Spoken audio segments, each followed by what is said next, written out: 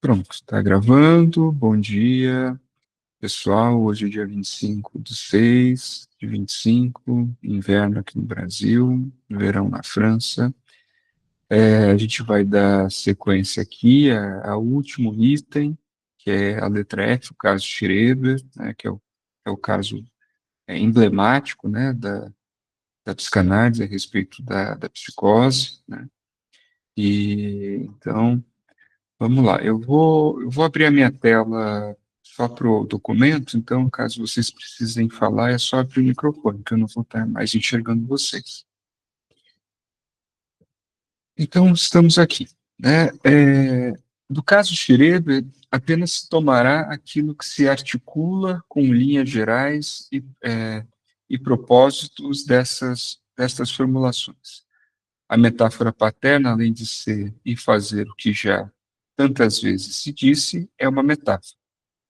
Na obra de Lacan, isso equivale a afirmar que ela tem como tarefa a função criadora, já que a metáfora é a forma de conceber a centelha criadora do significante.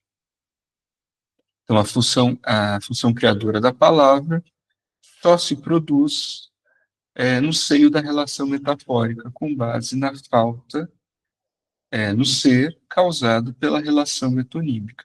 E aqui eu fiz umas notinhas, né, como sempre, eu venho fazendo.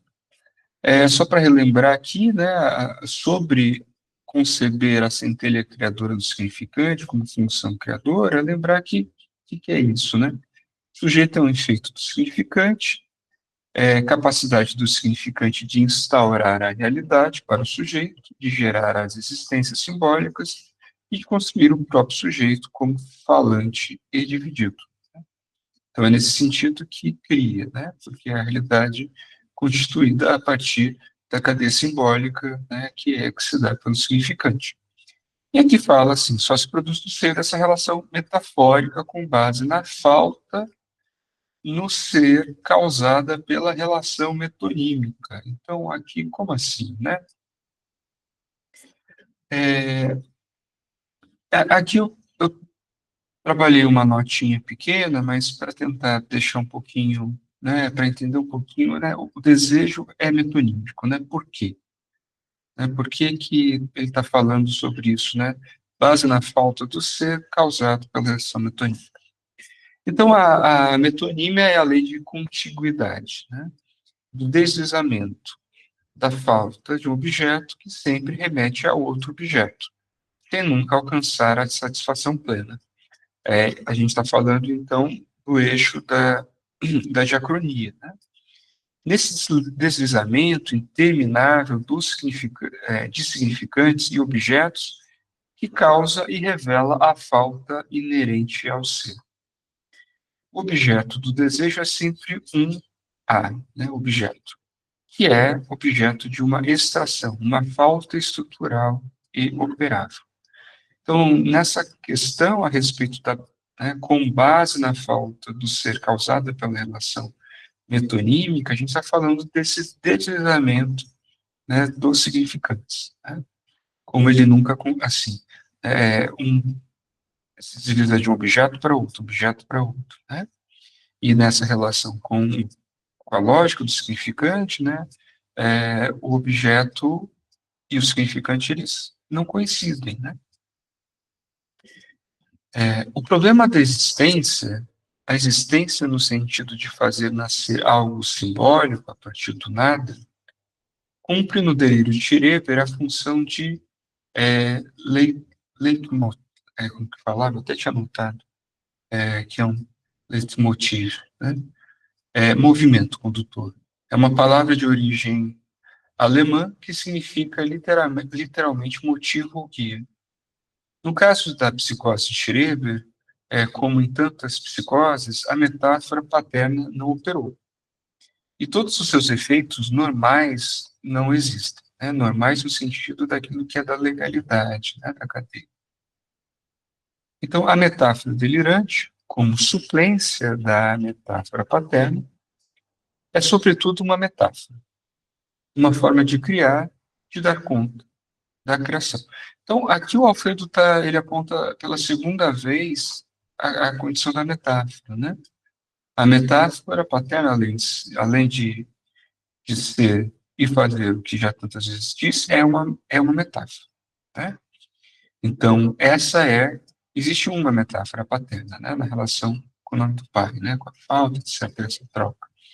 É, e aqui ele está dizendo, olha, né, que a metáfora delirante, ela vai ocupar esse lugar, né, a partir da ausência da metáfora paterna, então vai entrar como suplência.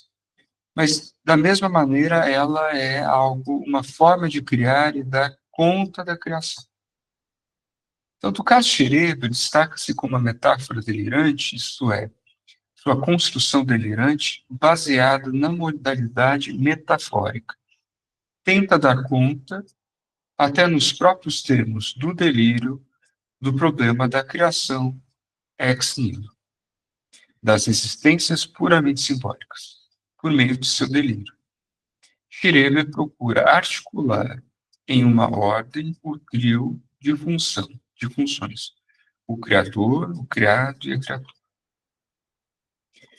Então, aqui é importante delimitar essa questão, né, que ele está apontando, olha, a importância da metáfora paterna, ela entra enquanto função, né, a partir da falta da metáfora paterna, aliás, a falta da metáfora paterna, a suplência da metáfora delirante, mas ela também entra enquanto função criadora, né, tentando dar conta do problema da criação ex nihilo, né, da existência puramente simbólica. Então, a gente tem esse trio, né, o criador, a criatura, o criador, o criado e a criatura, mas o outro do sujeito, o outro único do sujeito, encontra-se degradado em uma pluralidade de seres decompostos, e como tal permanece exterior ao sujeito. O sujeito testemunha ter morrido, e dada a ausência de marca que deixa a metáfora paterna sobre o grande outro materno, o falo não pode vir ao lugar da falta do outro. Portanto, Schreber tentará organizar o problema da criação em torno do abismo imaginário, e a imagem da criatura deslizará em direção ao gozo transexual e ao futuro da criatura. Aqui a gente pode ter, né, eu acho que essa é bem importante, a gente vai olhar aqui no esquema agora, mas então aqui o Schreber, né, a partir da metáfora delirante, né, ele vai tentar organizar o problema da criação. Ele está dizendo aqui, ó, isso aqui vai deslizar, né? A imagem da criatura vai deslizar no gozo transexual, o futuro da criatura. Tá? E aqui a gente tem as imagens. Né?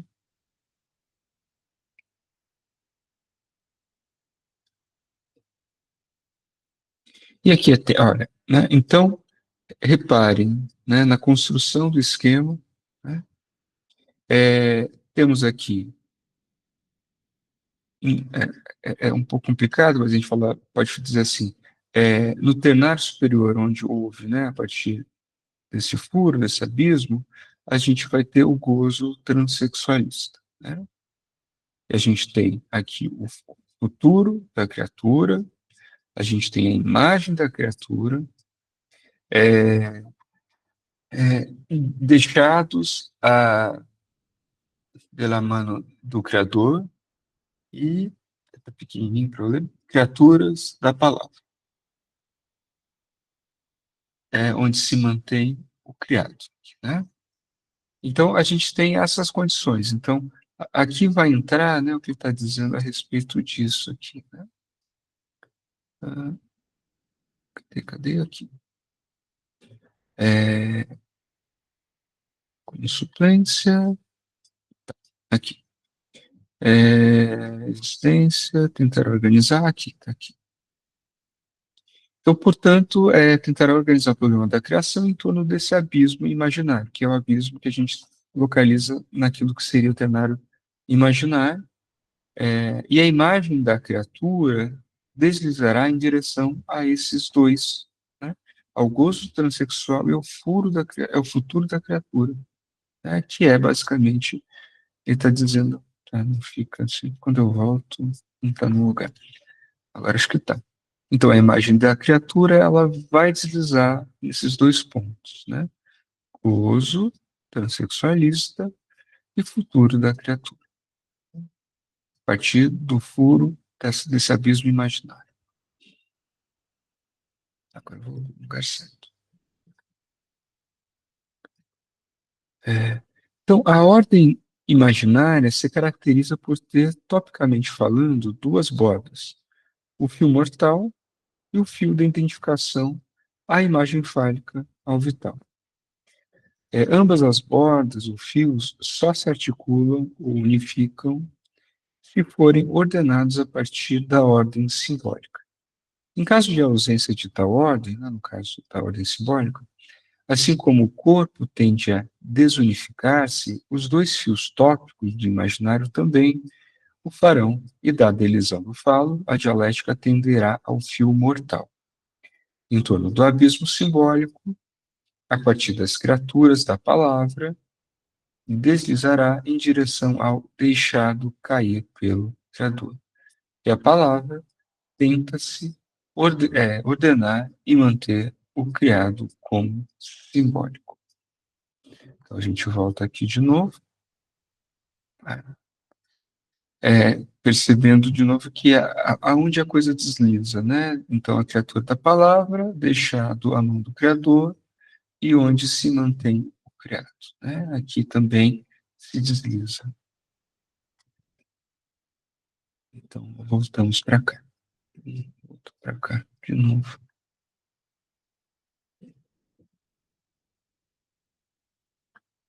Aqui, então. Então, para concluir esse percurso, cabe destacar duas questões sobre o gozo. A primeira consiste em que, dada a falta de funcionamento da lei do falo, o mesmo não se ordena falicamente, ou seja, no sentido da ordem sexual que funda o hétero, outro com A maiúsculo, sexual, mas sim transexual. O outro aspecto a destacar é a falta de circunscrição do gozo, o que leva, por sua vez, a considerar tanto sua infinitização, a falta de limite em sua magnitude, como um não estar circunscrito às zonas erógenas normais, aquelas que, como linhas fechadas de Jordan, limitam o gozo legalizado às margens dos orifícios corporais. Assim, o gozo de Schreber carece de limite em sua quantidade, nas zonas do corpo que investe e na modalidade não heterossexual que assume, o que produz profundas alterações corporais, como, por exemplo, nas aparições dos nervos da sensibilidade feminina. Então, aqui tem um ponto, né, que ele está dizendo, né, olha como que a coisa vai deslizando, e esse gozo transexualista, né, pela própria condição de não limite, a partir da não legalidade, ele tende ao infinito. Ele não é barrado. Nesse ponto aqui, tem uma coisa que, lendo aqui, eu não tinha me dado muito conta e agora me chama um pouquinho a atenção. Inclusive porque,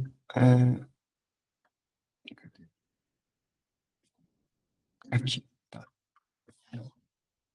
Assim o gosto de xereta carece de limite em sua quantidade. É interessante, me chama a atenção aqui o Alfredo chamar limite em sua quantidade, né? Por quê? Por que que eu estou falando disso, né? É, Inclusive, isso foi um tema que a gente debateu na última mini-jornada que tivemos na Pola São Paulo, né? Porque uma das características que a gente encontra a respeito do gozo em Lacan, né, é que aqui a gente não consegue falar do gozo no sentido de quantidade, né, a partir da ideia de mais ou menos gozo, né, porque a ideia é um gozo negativado, né, Diferente do milé, que vai positivar o gozo, e a partir disso pode dizer de mais ou menos gozo, né? Então, o que me parece, não sei se, né, então assim, a gente vai aqui glosar os impasses, né, apontar os impasses aqui, a respeito da teoria agora, um pouquinho, vou até colocar em vermelho. Isso aqui pode ser um ponto importante de confusão, né, porque o gozo Schreber, quando carece de limite, né, é, não me parece que necessariamente aponta para a quantidade, em sua quantidade. Ele carece só de limite, ou seja, de uma continuidade, né? Ele não é interrompido, né? Mas não necessariamente isso teria um efeito de mais ou menos, de quantidade, tá? Só para sublinhar esse ponto aqui. E claro que isso vai ter efeitos, então, saindo um pouco disso, dando continuidade à frase, né, nas zonas do corpo, porque, de alguma forma, ele está dizendo que esse gozo ele não vai ficar delimitado, né, e ele, inclusive, vai se perdendo. Ele não vai ficar mais investido e na modalidade não heterossexual, assim, o que está dizendo aqui, repare, né, no sentido de ordem sexual, que funde o hétero, o outro, né, a partir de A. Ele está dizendo no hétero no sentido de diferença, né? Então, aqui fica mais sim transsexual, né? Então, repare que no caso de Schreber, ele passa, né, assim, inicialmente, antes de minimamente ele se estabilizar, a desorganização do corpo é muito importante, né? Ele vai sentindo que está morrendo, que o corpo está sendo despedaçado, desconfigurado, né? O corpo, de repente, se torna algo assim, né, como se ele já tivesse morrido, né, vendo o próprio corpo. Depois o corpo se torna, né, o corpo de Deus, né, a mulher de Deus, vai se converter num corpo feminino, né? Então é nesse sentido que a coisa não fica limitada, né?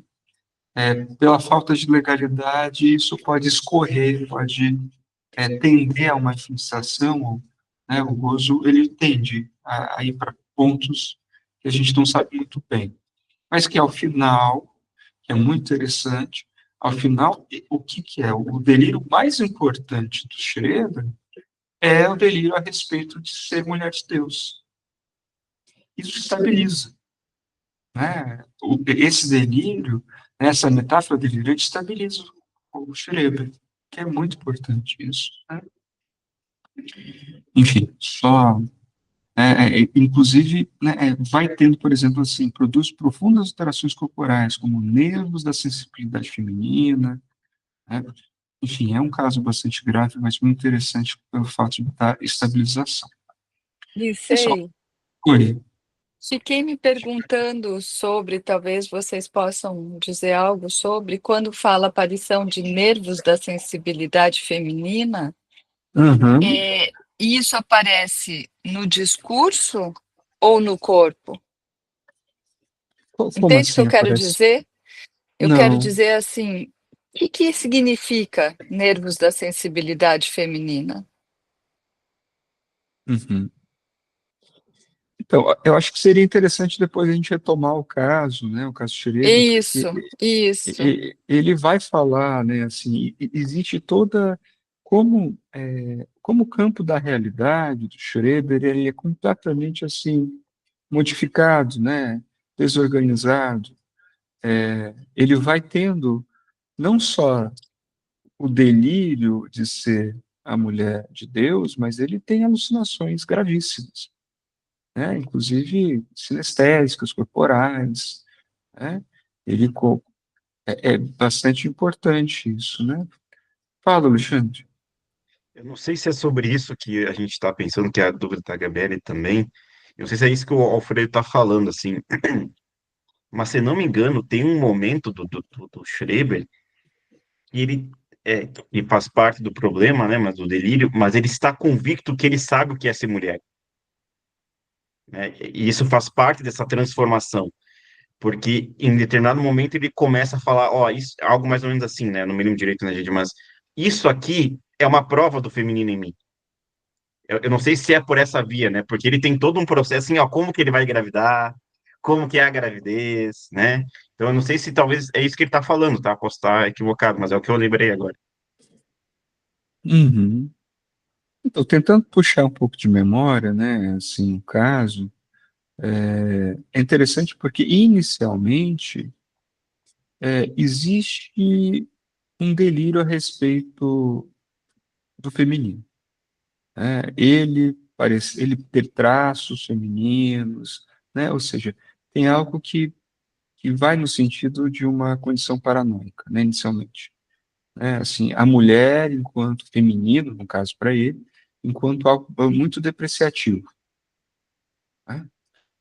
E aí que é o ponto interessante, né? Porque é, das primeiras crises que ele vai tendo, até chegar a mulher ser a mulher de Deus, né? Ele sai de um ponto e vai para o outro, assim, de um extremo a outro muito interessante, porque de repente ele vai dar, será por ele que o mundo será repovoado, né? Assim, por pessoas com uma qualidade, né, divina, assim, né? Ele sai antes dessa condição de que estava, assim, ele não era nada, ele era alguém, né, que se depreciava muito, né? Então, aqui nesse ponto aqui, eu não sei exatamente em qual parte, acho que vale a gente ler aqui esse trecho, mas tentando puxar de memória, eu não lembro em qual parte do caso Schreber que aparece isso, para a gente tentar localizar, né? Mas, então vamos lá. Assim como o Schreber carece de limite. Nas zonas do corpo, que investe e na modalidade não heterossexual que assume, o que produz profundas alterações corporais, como, por exemplo, a aparição dos nervos da sensibilidade feminina. Então, aqui me parece que o Alfredo está simplesmente dando um exemplo, apontando a respeito desse efeito da infinização do gozo, né, que transcende, ou seja, que não consegue ficar delimitado às zonas erógenas, né, e aí ele vai assim extrapolando, inclusive o sentido do próprio corpo, da forma do corpo, né, a, os nervos, tinha uma coisa dos nervos, né, como se estivesse aparecendo, ele entendia o que era ser mulher, mas sempre no começo, num sentido muito negativo da coisa. Né? Sim, diga, Alexandre. Não, eu também agora tenho que dar uma pesquisada só para lembrar também, mas os nervos, eles estão ligados aos raios solares divinos, né, de Deus, que são as provas, né, da inseminação, né? Também tem isso, assim. E só fazendo um outro comentário, você comentou mais cedo do motivo condutor, né, que é interessante, e toda essa elaboração delirante, né, você tem você não, eu não me lembro direito, sim, mas tem uma passagem que ele estava numa posição quase catatônica, e depois, quando ele começa a elaborar esses delírios, ele começa a sair, né, ao ponto de escrever o livro, né. Então isso que é algo muito interessante, assim, que dá para dizer, é meio ousado falar isso, mas enquanto ele estava na produção do delírio, ele parecia estar bem, né? Mais ou menos dá para usar essa conceituação. Quando está produzindo o delírio, ele está conseguindo fazer alguma coisa, né? Daí você tem os casos dos pacientes que trazem para nós, né? Ó, tô fazendo isso, tal coisa, né? Então é interessante também Uhum. fazer essa ponta. Sim, sim. Eu acho que escutando, estou lembrando um pouquinho mais do caso, assim, né? Por exemplo, no começo, quando ele é internado, né? Ele foi internado algumas vezes, né? Mas, por exemplo, tem a questão de que ele acusava o médico de tentar transformá-lo em mulher, né? Para abusar dele, né? Tem várias coisas. Então, assim, é um caso muito bacana em que é claro que o Freud vai analisar o caso a partir de uma perspectiva muito específica, né? Inclusive pensar a questão desse gozo transexualista em outros termos, como um impasse, né, em uma certa evolução libidinal, né, dos estágios, né, a outra história. Mas é muito interessante para nós que trabalhamos, né, como que ele vai se estabilizando, né, como ele sai de uma posição onde ele era abusado, né? Assim, o delírio era disso, né? Seria abusado, né? Ou seja, estão transformando meu corpo para ser uma mulher porque querem, né, violentar, querem me diminuir, etc, etc. Né? Para algo assim, não, agora eu sou, né, assim, se estou sendo transformado em mulher, agora é para ser a mulher de Deus, né? É muito interessante como se estabiliza, né? E aí fica um aviso, né, importante a respeito disso, sobre o delírio, né, na psicose, que ela, a gente tem que tomar cuidado, né, com isso, porque às vezes o delírio está indo numa direção de estabilização, né? E claro que a gente não sabe muito bem, né, qual vai ser o desfecho, né, quando e por quanto tempo, né, vai estabilizar, né? Mas é o que temos, né? No caso das psicoses, o que temos para poder estabilizar é exatamente o delírio. Ele é muito importante, né? Então, por isso, tomar muito cuidado, porque no caso de qualquer tipo de intervenção, desde médica e etc., claro, né, vamos levar em consideração o sofrimento, etc., mas tomar cuidado, né, porque a partir da falta, né, da metáfora delirante, o que temos enquanto recurso, ou pelo menos que podemos pensar, essa outra metáfora. Isso, que justamente, né, o que eu marquei bem isso ali na escrita, né, do Alfredo, a metáfora delirante como suplência da metáfora paterna, né, ou seja, da Uhum, legalidade, né. Então, uhum, realmente, a importância do delírio como metáfora, como limite, né, o que o Alexandre estava trazendo ali, né, algo que é uhum. Exato, né? A metáfora delirante ela vai funcionar minimamente para organizar, né? No caso do Schroeder, para organizá-lo para a vida. Ele volta a ter uma vida, né? De alguma forma minimamente organizada, consegue escrever, consegue se organizar, consegue também, inclusive, falar sobre isso, né? É muito interessante esse processo. Ele volta.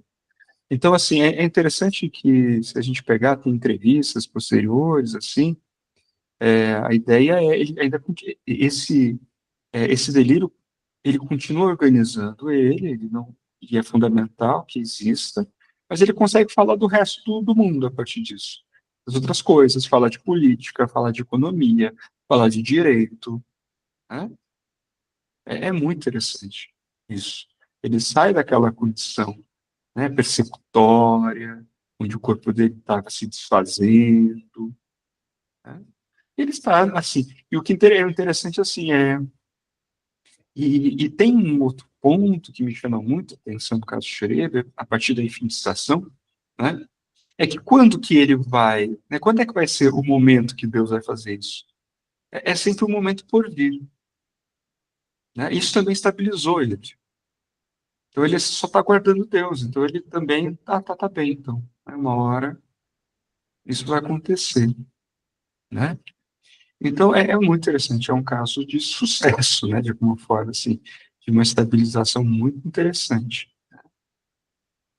E daí, enfim, né, nossa proposta é depois a gente voltar a estudar o caso Schroeder, né, depois que a gente concluir o livro, né, o volume 1, a gente pode retomar em Freud, depois a gente vai para Lacan, né, Lacan a gente vai no seminário sobre as psicoses, depois a gente retoma os escritos de uma questão preliminar. Aí vamos tentar ver como é que a gente organiza isso mais para frente. Tá? Mais alguma questão? Senão eu já apresento o próximo capítulo para Só vocês. uma, só uma provocação assim para tentar pensar, né? Que essa ideia de porvir, né? O porvir também, será que poderia entrar com uma hipótese de tentar de alguma maneira incluir essa falta, no sentido que a gente estava meio que vendo aqui nesse capítulo sobre, né, a falta ela existe, mas ela não vai ser, não vai ocorrer a metáfora, né? Será que esse porvir, né, em algum momento Deus virá, também não pode ser também ouvido ali como uma possibilidade de poder incluir uma falta que, de determinada maneira? Então, eu acho que, pensando no que você está falando, né, Alexandre, incluir uma falta de uma determinada maneira. Na verdade, me parece que seria quase como um tratamento, muito mais um tratamento sobre a infinização, né? No sentido de que, assim, olha, isso aqui não vai cessar mesmo, né? Não tem um ponto de basta, né, que dê conta disso, né? Obviamente, isso causa muito sofrimento, né? Ao ponto de que faz com que muitos pacientes tenham, enquanto perspectiva, apenas a morte para dar conta desse sofrimento. E aí, olha que interessante, porque de repente esse gozo colocado, né, esse gozo transexual, esse gozo de transformação, né, a mulher de Deus e tudo, a gente tem um paralelo muito interessante, né, porque Deus também é isso que não tem limite, né? Pelo menos o Deus de Schreber também está nessa condição de infinitização. Só que agora teve uma mudança muito importante, né, assim, de um gozo que era algo no sentido assim de sofrimento absurdo e sem fim, né, de querem abusar, querem estuprar, querem fazer mal, né, para algo assim de um infinito de à espera de Deus, né, assim, mas numa outro lugar, né, nessa outra condição. A falta nesse sentido, ela não vai conseguir ser inscrita, né, Não, não, eu não falo de escrever, né? Que não tem mesmo, né? Mas no sentido de, nesse aguardo, poder de alguma forma introduzir uma espécie de limite do infinito, né? Sabe? sim, sim. Eu acho complicado porque dentro de um filológico o limite do infinito fica contraditório nos próprios termos, né? Mas eu acho que se torna um infinito possível, Mas né? sabe uma coisa que eu pensei, Lindsay, nisso que está sendo dito? Hum, É a questão do começo ali, né? Que o Alfredo marca, a metáfora paterna é uma metáfora. No caso da metáfora paterna, a gente tem a função do falo, né? O que não se inscreve é isso, é a metáfora paterna. E aí a metáfora delirante, ela entra nesse lugar de algo que não é o falo, mas que faz função de estabilizar alguma coisa, né? Então, assim, porque tem essa questão, e que depois, né, lá no Joyce, de novo, lá, ele vai usar como é que é? Sampassé, né? É, poder não precisar do nome do pai, no sentido, né, da metáfora paterna, e fazer de uma outra forma alguma amarração, né? A gente vai pensar no nó lá na frente também. Então, é interessante que o Alfredo aqui está marcando a questão metáfora, né? E a importância disso, porque a falta, né, quando a gente falou do todo, tal, do não todo, a falta é estrutural, uhum, né? Na metáfora paterna, ela se inscreve a partir do falo, né? É outro funcionamento, né? Mas que é possível através da metáfora delirante ou de outras metáforas, né? No caso do Joyce, que também não sei como se também a gente poderia dizer que é uma metáfora delirante o que o Joyce faz, né? Se bem que ali na questão do Joyce é muito mais a questão de fazer um nome, né? O Lacan vai trabalhar essa questão justamente do nome. Mas eu acho uhum, que talvez interessante pensar nisso que tem a ver com essa metáfora, né? Tanto num caso quanto no uhum, outro. uhum, Algo que para, e por isso a questão da metonímia, né? Que aí voltando lá também, achei muito bom essa questão, né? A função criadora da palavra só se produz no seio da relação metafórica, com base na falta do ser causada pela relação metonímica, né? uhum. Sim, sim. Então, enfim. Eu tô assim, escutando, tô pensando algumas coisas, né? Assim, se a gente fazer um movimento de retroação, né?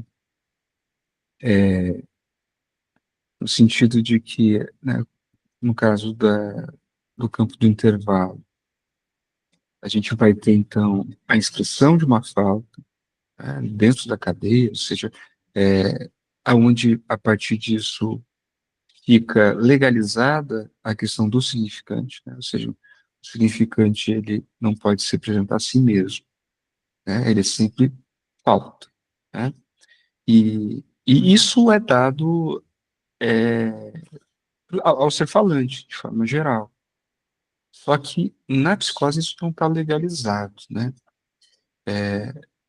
Não, de alguma forma, é, o neurótico, né? Ele, de alguma forma, ele vai esbarrar o tempo todo com essa falta C, né? Que é a função exatamente a partir do momento que o significante falho opera, faz com que o sujeito seja faracuído, né? Então, nada dá conta de representar o próprio sujeito, né, por si só. Ele está exatamente nessa condição de intervalo, né? Então, assim, toda a significação vai ser fálica, ela vai ser não toda, ela não dá conta, mesmo que em uma análise exista no campo do neurose também, no intervalo, uma petrificação, uma cristalização, né? E aí, a partir da análise, a gente vai conseguindo analisar o significante e consegue sair um pouco disso. No caso da psicose, isso não está posto, né? Então, mesmo que a falta ela já seja estrutural, ela não está operando. O que significa é que na psicose, que toda a significação é fálica não opera, né, que ela é faltosa, que o sujeito ele não pode, fora coisa, também não opera, que outro e A não coincidem, né? Isso também não opera. E isso assim, tem efeitos devastadores, né? Porque exatamente essa falta, né, essa inscrição e a operação da falta possibilita que o sujeito saia da condição de morto e entre como vivo e possa desejar, né? Só que na psicose não, né? Aí não está posto isso, né? E aí a gente vai vendo um gozo, repare, um gozo que ele é extremamente difícil, né, de lidar. Primeiro que, né, nessa condição entre o outro e a coisa fica bagunçada, né, não se separa, né. Então a gente tem consequências assim enormes e que o Alfred vai falar a respeito dessa degradação do outro, né, fazendo com que a dialética entre S e A maiúsculo seja transposta entre os As, entre pequeno a e a linha, né? Ou seja, a dialética que ele vai falar desse fio mortal, essa dialética puramente imaginária. E nesse sentido, então, a, a metáfora paterna, no caso da neurose, ela entra exatamente nesse ponto onde há uma separação, né, entre o desejo do outro, né, que está colocado, por exemplo, na questão desse outro primordial, né, da mãe, e algo falta. E aí a gente vai poder ter a tríade de necessidade, demanda, desejo, etc. Então a gente tem vários efeitos muito complicados, muito difíceis, que colocam o psicótico, né, nessa condição onde o gozo assim, é terrível, é de um sofrimento enorme. E aí a gente tem mas de alguma forma existe metáfora, né? Eu acho que esse é o ponto. Metáfora ainda continua sendo uma metáfora. Ainda existe formas de produzir metáfora ali, né? O problema é que as metáforas ali elas não vão ter essa característica de ser como a metáfora paterna, né? Mas existe, então vamos ter outras, né? A metáfora grande. E aí nesse sentido é interessantíssimo, porque a gente consegue repare que assim as coordenadas da psicose não mudam, né? A infinização, a relação com o gozo, não muda. Mas é interessante que há um deslocamento, né? E aquilo que poderia ser extremamente mortífero, né? Se colocar ele numa condição de morte muito grande, mas de viver, como o próprio Alfredo fala, de vivenciar a própria morte em vida, né? É transposto. Diga, Alexandre. É assim, eu acho que você falou muito bem, né, ali em cima, mas eu não sei se é o que a Gabriela está dizendo, né, mas o que eu estava pensando não é no sentido topológico, né, que tá claro, não tem como mudar, né, mas é algo mais no sentido, assim, nesse sentido do depois, o próprio fato de haver um depois, né, eu dizer, ó, não agora, mas depois, né, eu já estou produzindo, em termos imaginários aqui, né, gente, mesmo imaginário, assim, uma espécie de intervalo, né, que permite ter algum tipo de organização, né. E só comentando, assim, um outro detalhe que eu, enfim, acabei procurando aqui, né, o Schreber, ele teve dois intervalos entre doenças, assim, que eu achei interessante. O primeiro intervalo foi de 9 anos, e o segundo para o terceiro foi de 5, né? Daí eu peguei um trecho interessante, assim, que, só lendo rapidamente, né? Entre esses 5 anos, né, ele está escrito aqui, vive com a mulher, atua como advogado de forma limitada, dando ocasionais pareceres.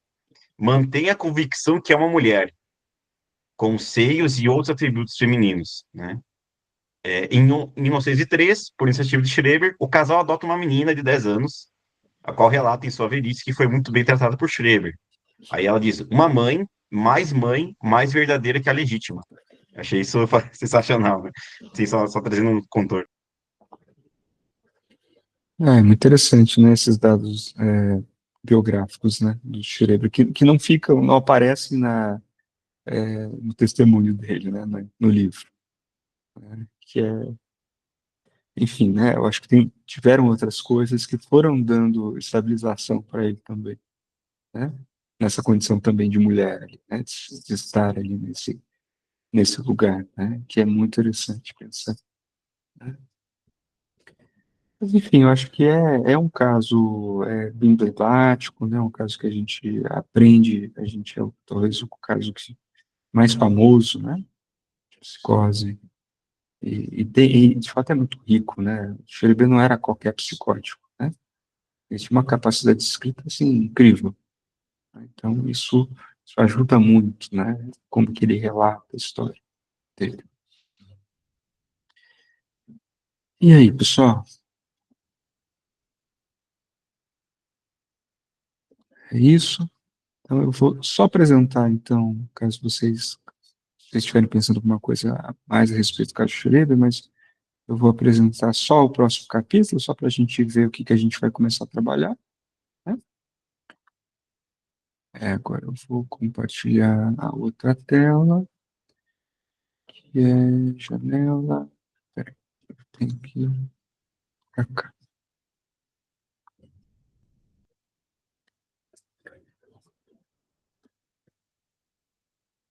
É esse aqui.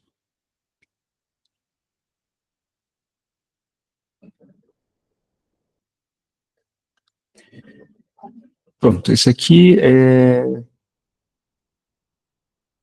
Tá certo, tchau, tchau, Alexandre. Olha, o próximo capítulo que a gente vai trabalhar, e hoje a gente não vai dar início a ele, é o capítulo 9, a resposta psicossomática. São duas partes. A primeira é medicina, letra A, medicina psicossomática, uso restrito ou específico do termo psicossomática, lesão, biografia e falta de etiologia médica, a concepção lacaniana da psicossomática, percurso. E, como de costume, eu gosto de apresentar as referências que o Alfredo usou para a gente minimamente se localizar. Então, a primeira é as correspondências, né? É um texto de Freud, depois a gente aqui vai ter mais um de Freud, e temos a instância da letra inconsciente nos escritos, e temos alguns outros textos, né?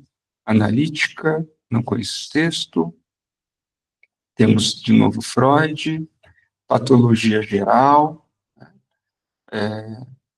vamos ter o seminário livro 2, Lacan,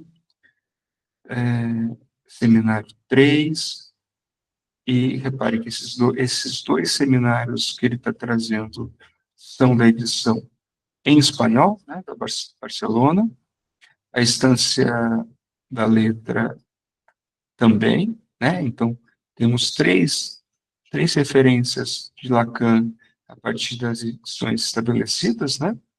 E temos aqui, vamos lá, temos também um seminário aqui, tá?